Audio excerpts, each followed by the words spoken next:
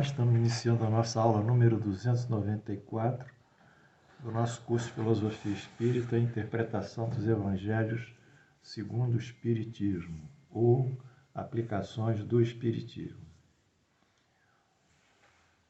Na aula anterior, mostramos que as infrações que o homem faz frente às leis divinas, de uma certa forma, frente à própria inteligência divina, a justiça divina que regula essas leis, traz um efeito, uma reação que leva às crises, às manifestações de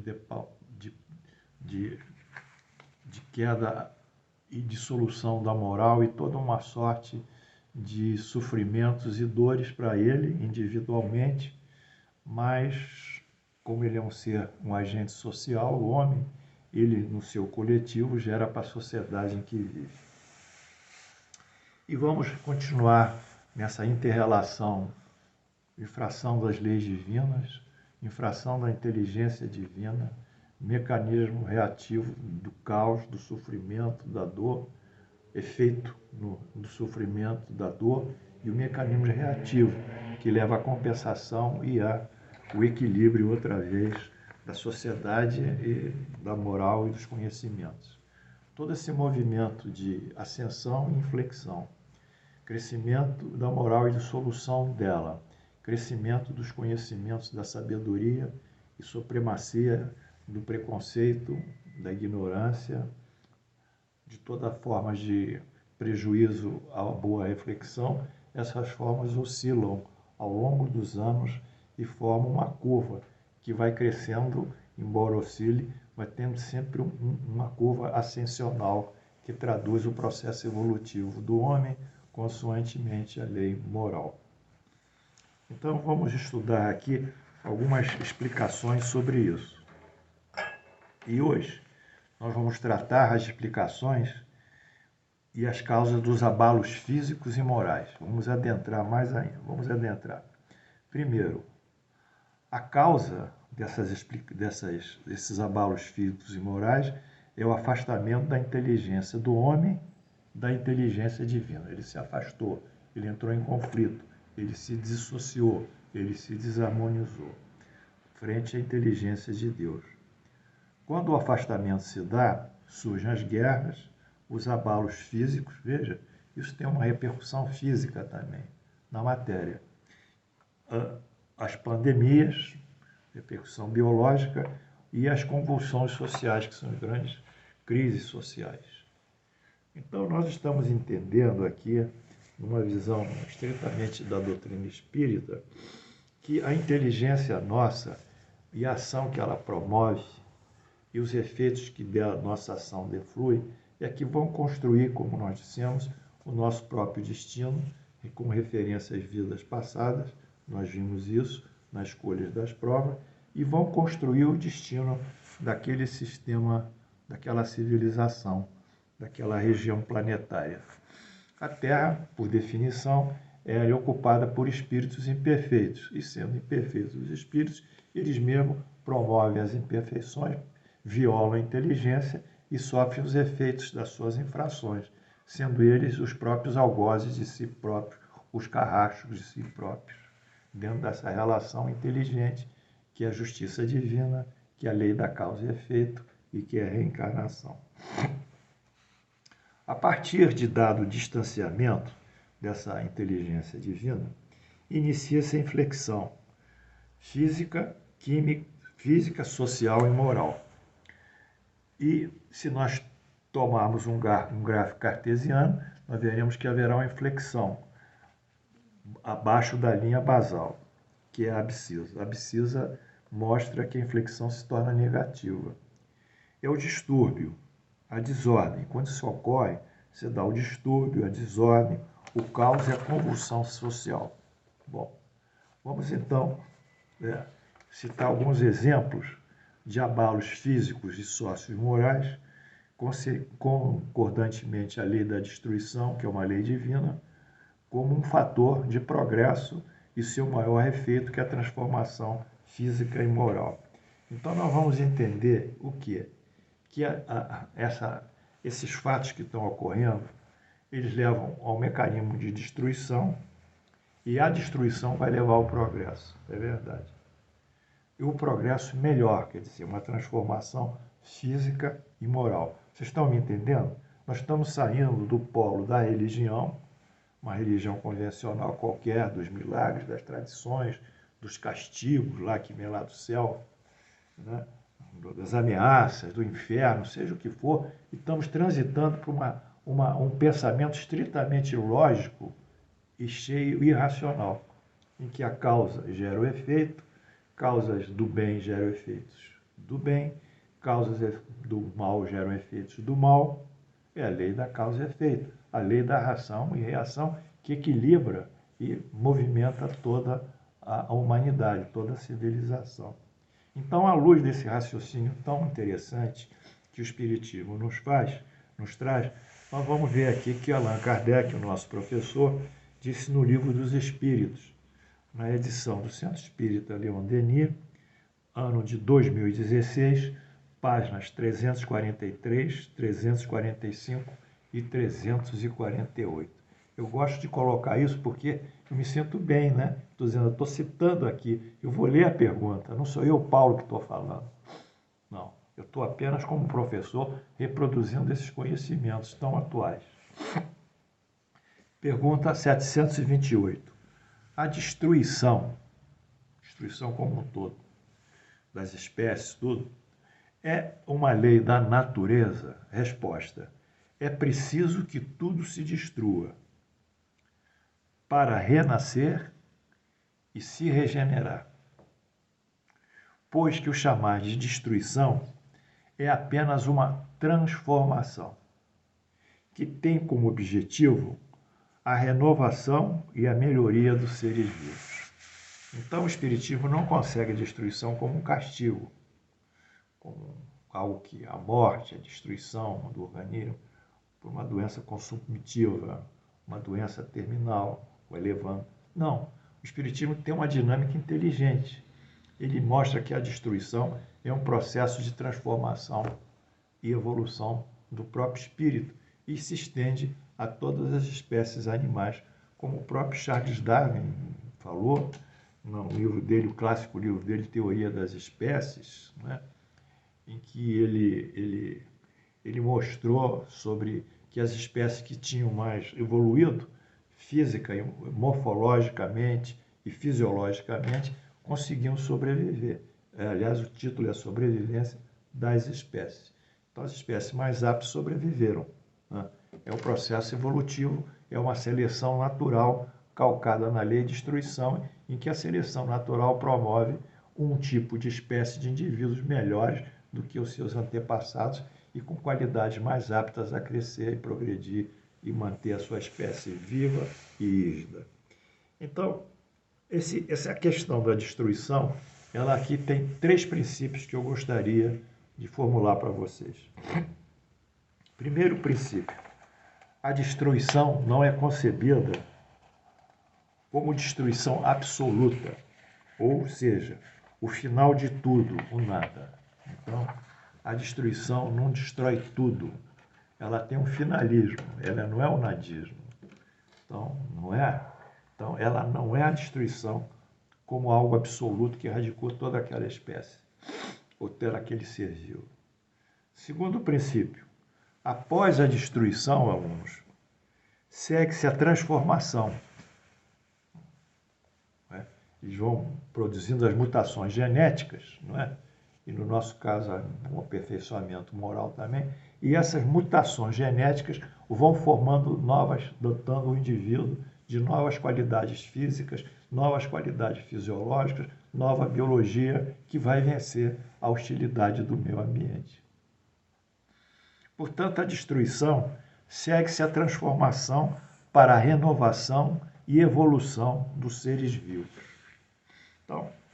Então acabou a tragédia da morte, acabou a desgraça, acabou o castigo de Deus, o castigo que Deus está acabando com aquela humanidade, com aqueles indivíduos, que as chamas de fogo vêm do céu, vêm bombas atômicas, apocalípticos. Acabou.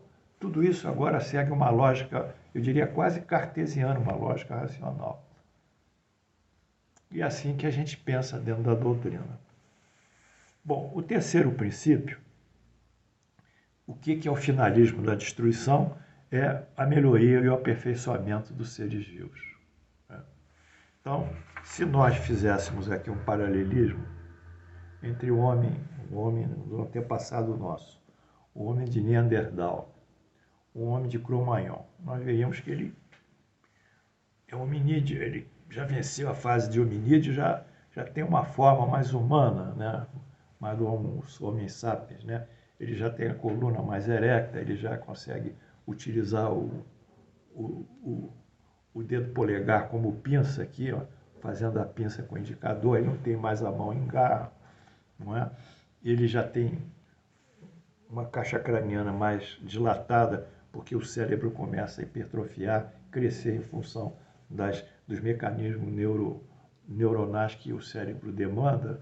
Enfim, esse processo evolutivo de nossos antepassados, até hoje nós somos novos homens, mas quantas vezes esses homens morreram, quantas vezes eles sofreram e quantas vezes se transformaram. Portanto, segundo a doutrina espírita, nós podemos dizer aqui, fazer esse ciclo de aperfeiçoamento dos seres vivos. Eu fiz essa espiral aqui. Vamos começar aqui. Primeira fase, primeiro nível, nascimento, ele está aqui. Aí ele desce, morre. É a morte. É o primeiro princípio, a morte. Mas a morte vai o quê? Vai gerar um renascimento. E o renascimento vai gerar um indivíduo melhor, transformado, mais evoluído, mais qualificado. Então, o renascimento é a transformação para melhor. Aí ele continua, desce, morre outra vez e renasce outra vez no sentido aperfeiçoado. Então, aqui é o ciclo evolutivo da morte e da transformação subsequente à morte, que constitui a lei da destruição, que é uma das leis divinas. Bem, então, tudo isso surgiu como? Como surgiu essa morte? Como surgiram esses fatos? Surgiram a partir do momento em que o homem precisa evoluir e, no caso dos homens mais evoluídos, a transgressão das leis divinas, a transgressão do pensamento do homem, do pensamento de Deus, a transgressão da moral divina que leva esse processo. Então, segundo o Espiritismo, e nessa visão tão, eu diria tão extraordinária, eu ainda tenho que continuar com vocês aqui um outro texto, um momentinho. É isso mesmo. Então, nós temos aqui algumas coisas a acrescentar. Os distúrbios, as desordens, o caos, que são figurados pela lei de destruição, como eu mostrei aqui na espiral, eles, na realidade, são inflexões que se seguem ao progresso, quer dizer. Vamos ver o que quer dizer isso. Então, está em Allan Kardec, no Livro dos Espíritos, sob o título Flagelos Destruidores. Flagelo vem do latim. Flagelo é um chicote, né? Flagelo. Então, chicote, etimologicamente, é um chicote destruidor. Bem, mas são as alterações da natureza. Pergunta 787. Por que objetivo Deus golpeia a humanidade? Estão me acompanhando? Através dos flagelos destruidores. O que está acontecendo? O que está acontecendo hoje? Pandemia, chuvas torrenciais na Europa, inundações, neve, enfim, o que está acontecendo com a própria natureza? Pergunta 737. Então, com que objetivo Deus golpeia a humanidade através dos flagelos destruidores? Resposta: para fazê-la progredir mais rápido. Nós vimos lá atrás que o progresso é lento e constante, através da própria força das coisas, mas que em determinados momentos tem que agudizar esse processo, e quando esse projeto deve ser agudizado no seu crescimento, surgem os flagelos, surgem as movimentações críticas que impulsionam a humanidade pelo sofrimento, pela dor, pelo progresso em geral. Então, o flagelo é para crescer mais rápido. E nós vamos estudar isso, historicamente falando, mais na frente. Já não dissemos que a destruição é necessária para a regeneração moral dos espíritos? A destruição é necessária para a regeneração moral dos espíritos? Que em cada nova existência sobe um novo degrau na escala do aperfeiçoamento? É preciso ver o objetivo para apreciar os resultados. Temos que ver o objetivo. Apenas do vosso ponto de vista pessoal é que avaliais. E por causa do prejuízo que vos causa nessas situações, vós chamais isso de flagelo. Porque a gente só vê isso presentificado, só vendo hoje em dia. A gente não vai ver no futuro, né? Então, a visão espírita é uma visão reencarnatória e futurista, e não presentificada como dos materialistas. Mas essas perturbações são frequentemente necessárias para que o melhor ordem de coisas possa mais prontamente acontecer. Em alguns anos, realizar-se o que teria exigido muitos séculos. Então, é um empurrão que Deus dá à lei do progresso. O flagelo, apesar de, no momento que atua, causar grande destruição e dor, na visão futura é condição de progresso. Pergunta 744. As guerras. As guerras são coisas que destroem, né? Vamos ver o que o Espiritismo diz sobre as guerras. Pergunta 744. Qual foi o objetivo da providência tornando a guerra necessária? Resposta do Espírito: a liberdade e o progresso. Olha só, que resposta. A guerra se torna necessária para, após a sua cessação, gerar a liberdade e o progresso daquela nação, daquela civilização. Nós vamos estudar isso, porque isso aqui consta dos estudos que nós faremos à frente, fazendo uma pequena retrospectiva da história da civilização ocidental e mostrando como o progresso se manifestou, inclusive no pós-guerra, em diversos séculos. Pergunta Allan Kardec. Se a guerra teve por efeito alcançar a liberdade, como é que frequentemente ela tem objetivo e o resultado fica a escravização daquele povo que é derrotado? Ele diz aqui, a escravização ou escravidão é momentânea. Pode cansar os povos a fim de fazê-lo progredir mais rapidamente. Então, hoje em dia, a escravização já não é aceita por nenhuma instituição mundial, né? A instituição como a nossa, a Organização das Nações Unidas e todos os órgãos transacionais não aceitam escravização. Bom, a formação reativa, quer dizer, a reação frente aos abalos físicos e morais. Então, nós estudamos aqui que a lei de destruição, ela transforma, ela melhora, que as guerras geram a liberdade e o progresso. Pode ser absurdo, alunos, mas eu vou provar isso com os dados da história da nossa civilização, do nosso Ocidente. Bom, o que é essa formação reativa, mais uma vez, que ela tira da inflexão e coloca na ascensão? Os fatores físicos e morais. Primeiro, cessado o ciclo de destruição, abalos físicos, cataclismos, guerras, convulsões sociais, surge a etapa transformadora para dar início à melhoria e ao progresso do homem na civilização. Então, surge a etapa que vai transformar, aquela que nós assinalamos. Esta etapa segue o princípio da oposição, ou seja, é uma forma reativa, isto é, de acordo com as informações trazidas por Allan Kardec, pelo espírito protetor. É uma forma reativa.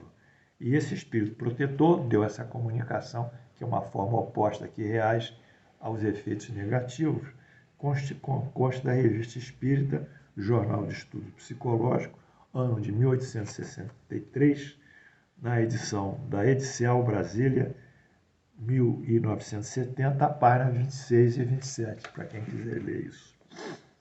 Terceiro, a lei divina do progresso leva numa primeira etapa a inflexão, a dissolução da moral e dos costumes, e no movimento posterior reativo, a ascensão, que mira a consolidação da moral e desses mesmos costumes. Assim, da queda à subida, da temporária degradação moral à moralização. Este é também o pensamento dialético do espiritismo. É o choque de ideias contrárias, choque de oposições de ideias. Se nós supomos que a inflexão caiu é a tese, na dialética, a ascensão é o oposto, é a antítese, e a interação da tese com a antítese gera a evolução, que é a síntese. Esse é o pensamento nosso, esse que eu sigo, e que os espíritas que estudam mais profundamente seguem, sem paixões religiosas, partidárias e de toda a sorte. O pensamento dialético é a criação da lei divina. Ele se manifesta, nesse caso, pela lei da destruição e a lei do progresso. Então vamos sintetizar tudo agora numa linha de pensamento, não é? Vamos estudar a linha do pensamento. Como o pensamento anda, como ele discorre, como ele prossegue, como ele evolui, quais são seus efeitos e suas causas. É um estudo da lógica, porque é a lógica que estuda as leis do pensamento. Basicamente, a chamada lógica formal que estuda essas leis.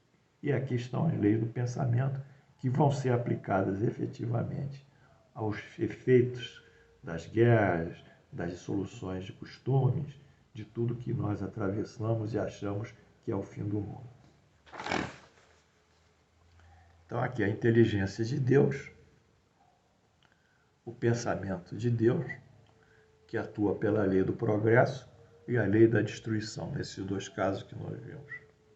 Se nós considerarmos a inflexão, a queda, como a tese e que leva à dissolução dos costumes e à convulsão social, aqui nesse quadrinho, nós veremos que oposto a ela, nas setas que se opõem, uma se opondo, em vez de inflexão, nós temos a antítese, que é a reação, que é a ascensão. Temos a dissolução dos costumes, cuja antítese é a consolidação dos costumes. E temos a convulsão social, cuja antítese é o equilíbrio social e a estabilidade social. Então, essas duas se juntando, se chocam como duas pedras, geram uma fagulha, e essa fagulha gera uma nova realidade, que é a síntese. E qual é a síntese de tudo isso? O progresso social. Então, nós caminhamos para o progresso social. Eu, Paulo Rezinski, e pela leitura dos textos legados pelo Allan Kardec, pelo professor, posso dizer que nós estamos numa fase de progresso social, apesar dos fatos negativos, da dissolução dos costumes, dos ataques à família como instituição básica, célula máter da sociedade, como disse o filósofo e sociólogo Augusto Comte, apesar dos ataques à religião, que a nossa fé é inabalável, é uma fé constituída pela razão, apesar dos ataques da família, dos ataques à religião, da dissolução dos costumes, tudo isso terá um epílogo favorável, porque é a lei do progresso que caminha. Nós estamos na fase da inflexão e da destruição. Breve, reencarnarão outros espíritos mais evoluídos e que modificarão o panorama social, econômico e moral da Terra, e também científico. Portanto, que Deus nos abençoe. Estou muito feliz em passar isso para vocês e flores mais uma vez. E até amanhã, se Deus quiser.